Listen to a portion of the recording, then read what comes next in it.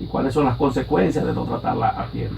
Eso es así. Para tratar este interesante tema en el día de hoy tenemos al doctor David Mejía, quien es neumólogo y a quien le damos la más cordial bienvenida. Saludos y gracias por aceptar nuestra invitación. Muy buenas tardes a todos los radioescuchas de esta prestigiosa emisora, al doctor Franklin Gómez y a ti, licenciada Ari Beltrán.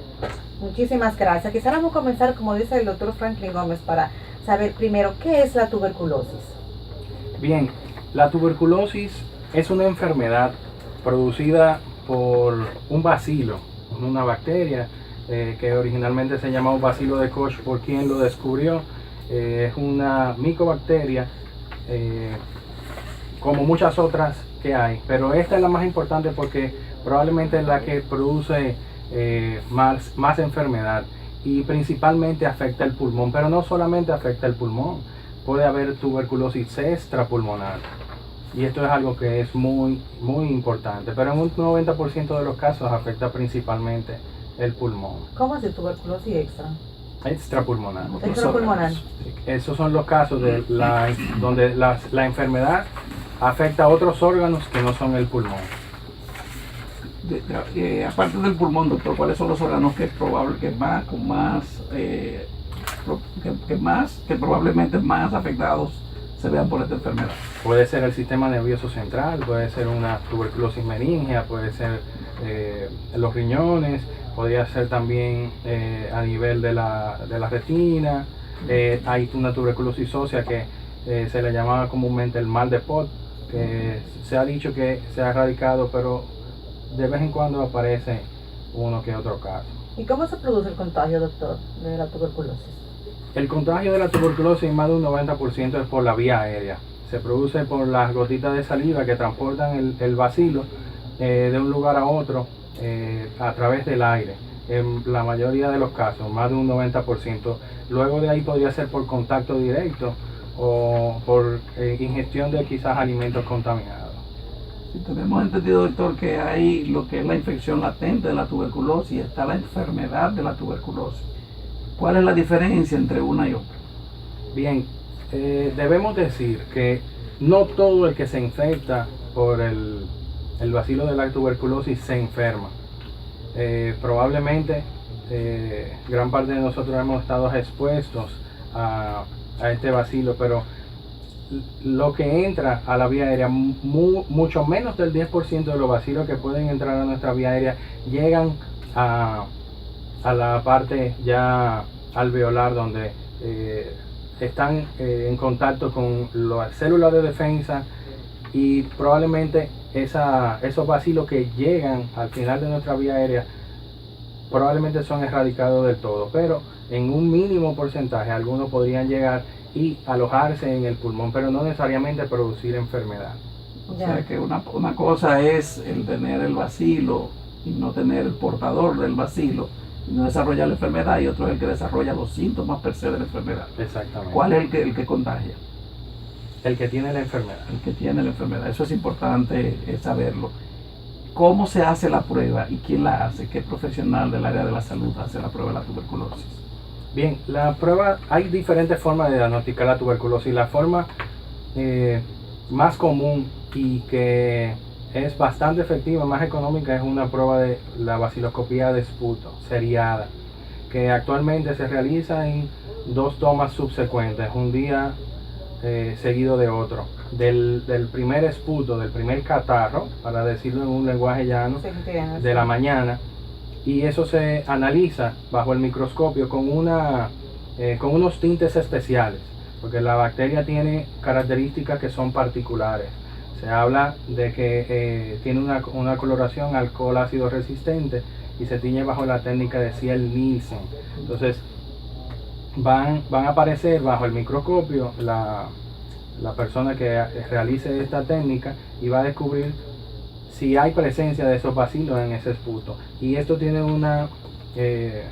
probablemente una efectividad de alrededor de un 60% de efectividad para el diagnóstico de la enfermedad, por lo que probablemente en un paciente sintomático sea necesario repetirle esa serie de baciloscopías. ¿Cuáles son los síntomas que debe presentar una persona que tenga la tuberculosis?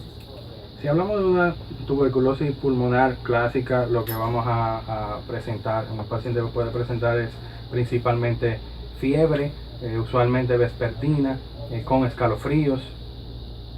Por eso es importante, quizás en la mayoría de los hogares dominicanos no existe un termómetro, pero después que ya los niños están grandes nos olvidamos de tener uno cerca, y es bueno siempre para cuando vamos al médico a ver termometrado, aunque sea una vez, al paciente en cuestión, para poder ofrecerle una información más contundente al médico, ya que aunque le vayamos a tomar los signos vitales, incluyendo entre ellos la temperatura, ya en el contexto del hogar, saber si es cierto que un paciente tuvo fiebre, porque no es lo mismo tú percibir o tener la sensación de que el paciente tiene elevación de la temperatura a tú tomarla con un instrumento que es el termómetro. ¿Qué tan resistente es el bacilo, doctor? Una vez en el ambiente, en el aire o en alguna superficie. El bacilo es muy lábil, es muy débil. Con la luz del sol, con un antiséptico quizá no el mejor, puede ser eliminado. Ahora bien, el bacilo no es tan virulento, y las cepas que son resistentes son mucho menos virulentas. O sea que no todo, como reiterando lo que comentamos hace un momentito, no todo el que se expone al bacilo se va a enfermar, ni siquiera se va a infectar. Señores, si ustedes tienen alguna pregunta a nuestro invitado, esta es su oportunidad. Puede llamarnos aquí a cabina al 809-531-1701, 809-531-5508, y desde el interior sin cargos al 1-809-200-3141 y 1-809-200-5508. De todas esas manifestaciones clínicas, de la tos, de la pérdida de peso, ¿cuál es la que principalmente afecta a las personas? Bien, hablamos de fiebre, hablamos de tos con expectoración, que esa expectoración puede ser muco, purulenta, y puede incluso tener estrías de sangre o ser una hemoptisis franca. ¿Hemoptisis qué quiere decir? El esputo con sangre. Y esa expectoración muco, purulenta o sanguinolenta puede llegar a ser, como nosotros le llamamos en neumología, amenazante, ya cuando hay una salida, una expectoración de sangre que pueda poner en peligro la vida del paciente, o sea, le pueda provocar cambios hemodinámicos. ¿Qué quiere decir esto? Hipotensión, o sea, presión baja, sensación de mareo, de desvanecimiento, y esos son los pacientes que su vida corre peligro, y esos son los pacientes que hay que ingresar, porque la tuberculosis no necesariamente es un paciente que venga con estos síntomas de tos, fiebre, expectoración, que le llamamos sintomáticos respiratorios, aquellos que son de más de 2 semanas, ¿okay? Que esos son los que nos interesan más y que es indicativo de hacerle la prueba para tuberculosis, que nuestro estándar de oro es la baciloscopía, por las razones que mencioné anteriormente. Sin embargo, hay otras pruebas que pueden ser quizás más específicas y más contundentes, pero que son mucho más costosas, y para el nivel de la población general probablemente no son tan asequibles, excepto que sean llevadas o realizadas directamente por el Programa Nacional de Tuberculosis, que tiene acceso a una cantidad de esas pruebas. Hablamos en este caso de lo que se llama el GeneXpert, que es una prueba de reacción en cadena de la polimerasa, que es una prueba, pero es una prueba rápida, pero es muy específica, pero tiene sus indicaciones. Lamentablemente nuestro plan básico de salud no tiene cobertura para este tipo de pruebas y otras probablemente que puedan ser necesarias en este contexto de algunas enfermedades, y en particular de la tuberculosis. Entonces, una persona que ya se diagnosticaba con la enfermedad de la tuberculosis, ¿cuál es la probabilidad de contagio que tiene otra persona que está al lado de esa? Bueno, hablar de números así quizás es muy, podríamos pecar de ser muy ligero, pero probablemente de que una persona cercana en su hogar puede ser quizás un 10 a un 20%, pero uno que no sea una persona que tenga el ámbito íntimo de esa persona, que no conviva, quizás muchísimo menos, o prácticamente una posibilidad nula. Doctor, hay condiciones predisponentes para la enfermedad. Sí, claro. La desnutrición, una persona que no tenga un peso adecuado por estas condiciones de poca ingesta de alimentos o dificultad para conseguirlo, las condiciones de hacinamiento, de pobreza, por ejemplo, los recintos carcelarios, en los lugares... O sea, que esas son poblaciones de alto riesgo. Sí, señor. Son Perfecto. poblaciones en las cuales debe de haber un control más estricto. Los trabajadores de la salud, los pacientes que visitan los centros de salud con frecuencia, que tienen enfermedades crónicas, como los pacientes renales que visitan un centro para recibir diálisis semanalmente varias veces, los pacientes que tienen dispositivos como los pacientes prostáticos que tienen sonda vesical, que deben de ir cada 2 semanas por lo menos a cambiarse la sonda, y quizás pacientes que están recibiendo tratamiento como la quimioterapia, pacientes que están tomando tratamientos inmunosupresores como para enfermedades del colágeno, lupus, esclerosis sistémica, etc. Estos son pacientes que tienen mayor riesgo de infectar. ¿Y cómo se trata la enfermedad, doctor, ya diagnosticado? Hay un tratamiento que se aplica a través del programa de tuberculosis con múltiples drogas. Son rifampicina, isoniazida, piracinamida, estreptomicina, etambutol en primera instancia, en un tipo de tratamiento que se llama estrictamente supervisado, acortado, para ponerle su apellido, donde el paciente asiste a un centro de su comunidad, donde existe una extensión del Programa Nacional de la Tuberculosis, y en inicio se le da un tratamiento de lunes a viernes con esta combinación de drogas por 2 meses, y luego se completan 6 meses, 4 meses más, en 3 veces a la semana. Ese tratamiento, doctor, es el de la estrategia 2. Sí, señor. Que es que el médico, el paciente tiene que tomarse el tratamiento, el medicamento delante del personal de salud para garantizar que se lo está tomando a la hora y en la dosis adecuada. Exactamente. ¿Y qué tal ha tenido? ¿Qué resultado ha tenido el tratamiento? Según las estadísticas que le ofrece el país a la Organización Mundial de la Salud, hay un poquito más del 80% de efectividad en el tratamiento. Nosotros tenemos en nuestro país todavía muchos estigmas sociales en cuanto a la tuberculosis, y muchas veces cuando uno se topa particularmente yo felicito al paciente cuando diagnosticamos la tuberculosis, porque es una enfermedad que es curable y es tratable. Es preferible padecer de tuberculosis que de cáncer. Entonces ahí a veces los pacientes se manifiestan de diferentes formas, y una presentación quizás no la clásica, pero es muy frecuente para nosotros los neumólogos encontrar una tuberculosis pleural. Estas son las que se manifiestan con un derrame pleural, y que esos pacientes probablemente no van a ser positivos a la baciloscopía. ¿Y qué le debemos hacer? Que no tenemos probablemente disponible en todos los centros de salud, porque no todos los neumólogos, o no en todos los centros hay disponible el tipo de aguja necesaria para realizar una biopsia de pleura. Y en este caso vamos a diagnosticar introduciendo un tipo de aguja especial y tomando una muestra de la pleura. Y estos pacientes no son bacilíferos. ¿Qué me refiero con bacilíferos?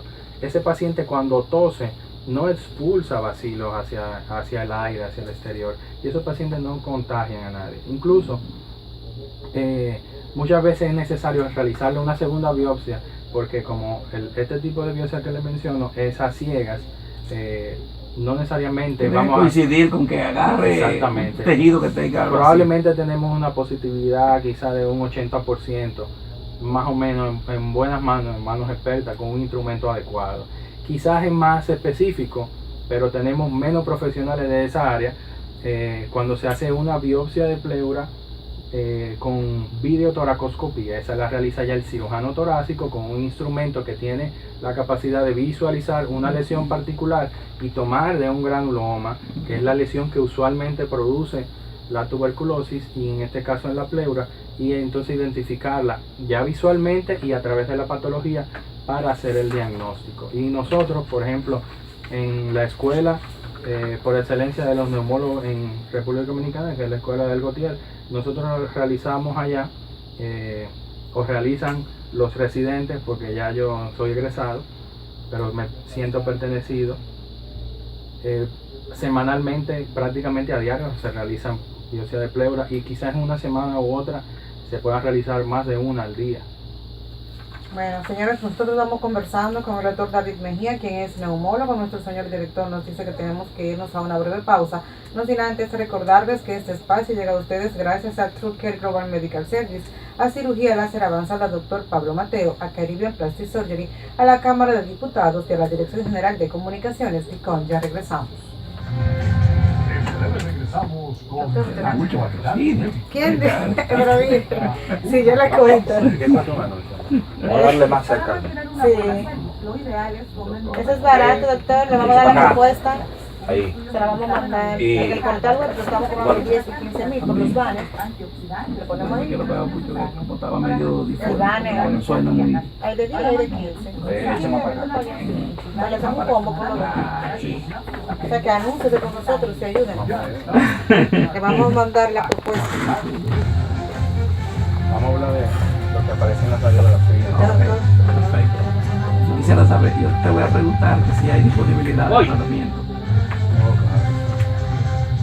Gracias por continuar con nosotros aquí en Actualidad Médica, un nuevo concepto en salud cada sábado de 3 a 4 de la tarde por los 106.9 FM para Santo Domingo y 102.7 para todo el país. Estamos conversando con el doctor David Mejía sobre la tuberculosis y tenemos una llamadita. Saludos, buenas tardes.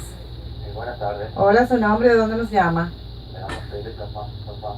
Perdón, Me llamo Félix de la Farmacia de Farmacia. adelante con su pregunta. De las matas. Sabe, doctor, ¿qué relación hay entre la tuberculosis y los estornudos, según la doctora? ¿Nos puede repetir la pregunta, por favor? Que no se la escucho bien. ¿Qué relación hay entre los estornudos, una persona que estornuda mucho, Ah. y Los esternudos. Una persona que estornude mucho y la tuberculosis. Gracias. No necesariamente un paciente que padezca de tuberculosis va a estornudar. Principalmente lo que va a presentar es tos con expectoración, como le mencioné anteriormente. Ya cuando hay estornudos, quizás hay un proceso alérgico, una otra condición por ahí inflamatoria que pudiera estar afectando las vías aéreas superiores, principalmente en la parte ya de la nariz. Muchas veces rinitis alérgica. Rinitis alérgica, ese tipo de cosas, alergias a algún algo particular como el polvo o alguna partícula específica que podría ser laboral o algo así. Si usted, alguno de nuestros oyentes tiene alguna pregunta, si usted tiene debilidad o cansancio, pérdida de peso, falta de apetito, escalofríos, fiebre, sudoración, dolor en el pecho, vómito y diarrea, esa es su oportunidad. Llámenos aquí a cabina al 809-531-1701, 809-531-5508 y desde el interior sin cargos al 1-809-200-3141 y 1-809-200-5508. Tenemos una llamadita. Saludos, buenas tardes. buena, le habla una pregunta para el doctor. Adelante. Yo a veces, doctor, en estos días, yo, como tratamiento, como que boto catarro con sangre. ¿Aló? Sí, le Sí, escuchamos. Bota continúa. catarro con sangre, continúe. Catarro con sangre, entonces, yo fui a un neumólogo hace mucho, una vez, y no volví más. Entonces le iba a decir que ese neumólogo me indicó un medicamento que se llama como Lypes o algo así. Entonces le iba a decir que ese medicamento es bueno, a ver qué me dice ese medicamento. Repítale Repite el nombre del medicamento. Es como Lypes o compuesto se llama. Porque yo no entiendo esa letra de los médicos, ¿no? Oh, Ya. bueno, si, Gracias por la llamada. si usted continúa expectorando, y en este caso con estrías sanguinolentas o con sangre, es bueno realizarle la vaciloscopía, hacerle estudios de imágenes que pueden ser una radiografía en primera instancia, que sigue siendo todavía para los diagnósticos de las enfermedades pulmonares la principal herramienta, ¿por qué no? Eventualmente sí es necesario, si no vemos ningún tipo de lesión. A veces las radiografías no son capaces de detectar algunos hallazgos que en una tomografía sí son particularmente visibles. Se nos han presentado numerosos casos donde los cuadros clínicos se pueden confundir y puede algún otro desencadenante provocar el diagnóstico de la tuberculosis. En el caso particular del señor que hace la llamada, es bueno que vuelva si no se concluyó con un diagnóstico, para seguir haciendo pruebas adicionales.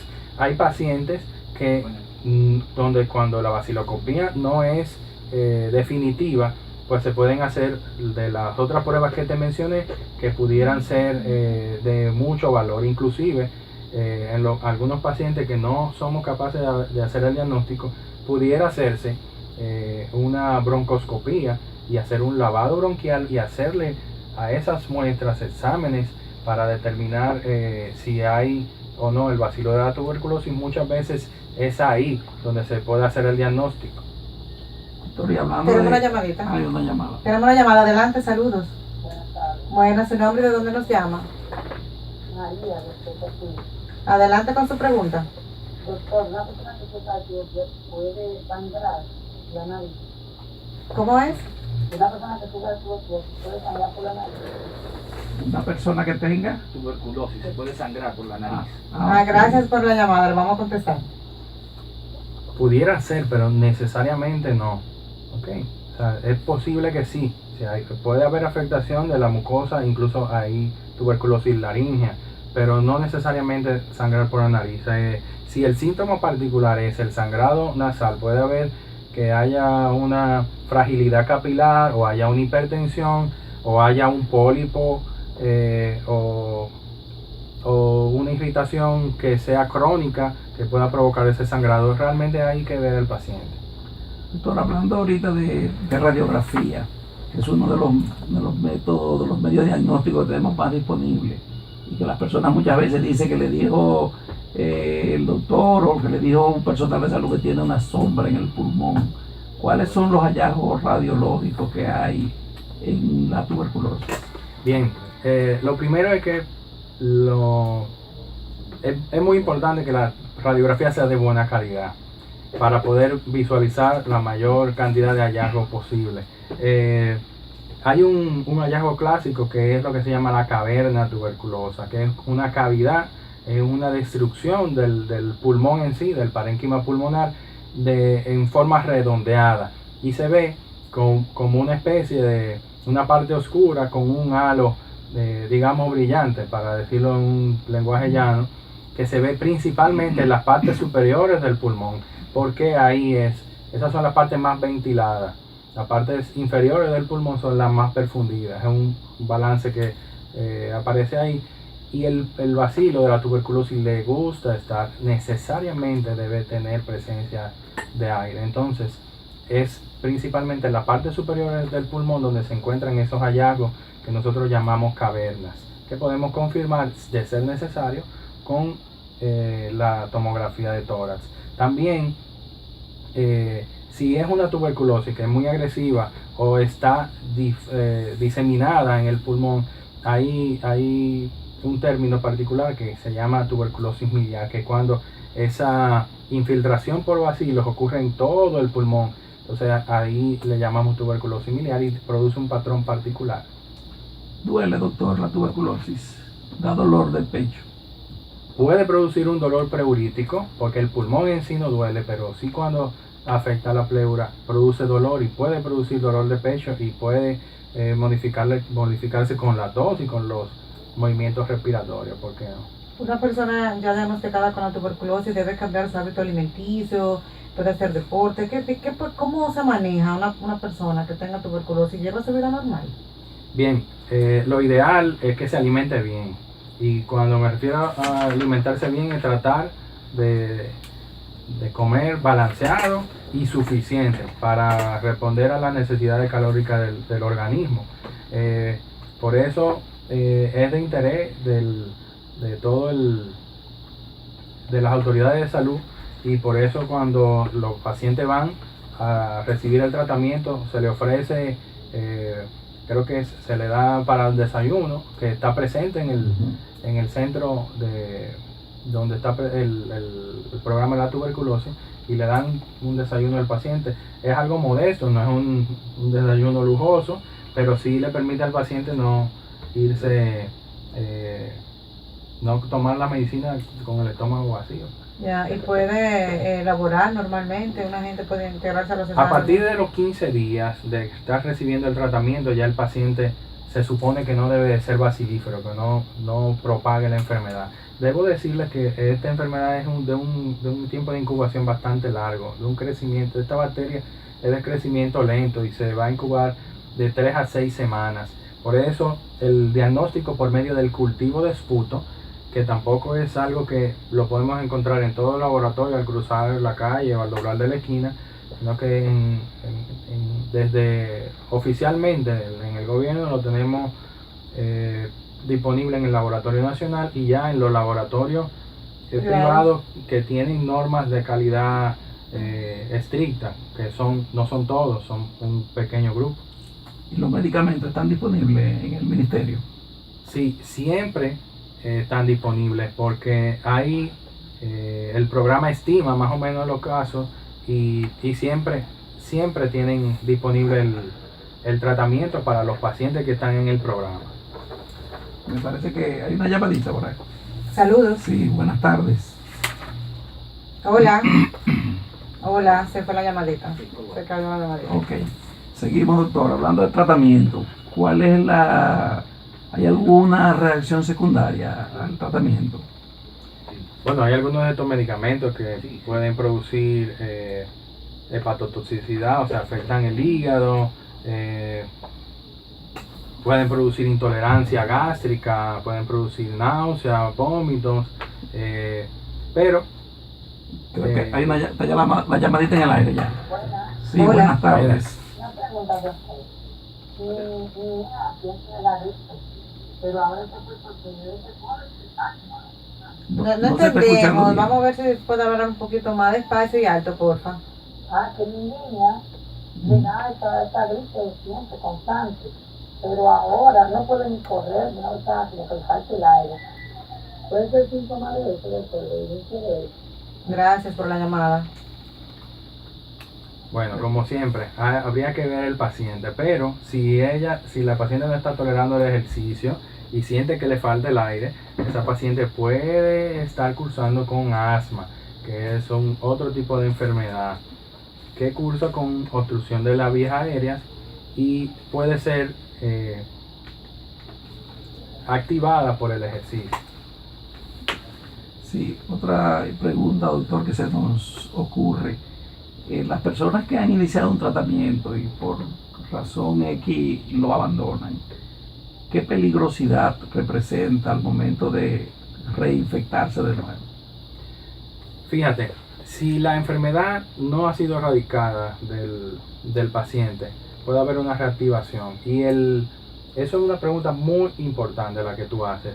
Y la misma carga social hace que a veces el paciente, por cierta vergüenza, porque digan, pero mira, ese está yendo al hospital diario, ese está mal logrado, como dicen la gente, aunque suene feo. Pero como le dije ahorita, yo le digo a los pacientes, felicidades, porque eso se cura. Y tienes que hacerlo, y tienes que ser constante, y tienes que ir a tomar tu tratamiento, porque si lo haces, se puede curar. Los pacientes que no mejoran, se le hacen la prueba de cultivo de sensibilidad para ver si son casos resistentes. Los casos resistentes son menos, pero son más difíciles de tratar. Ya el Programa Nacional de Tuberculosis tiene un capítulo para esto, donde hay drogas que son las que llamamos de segunda línea. Y en este caso es muy importante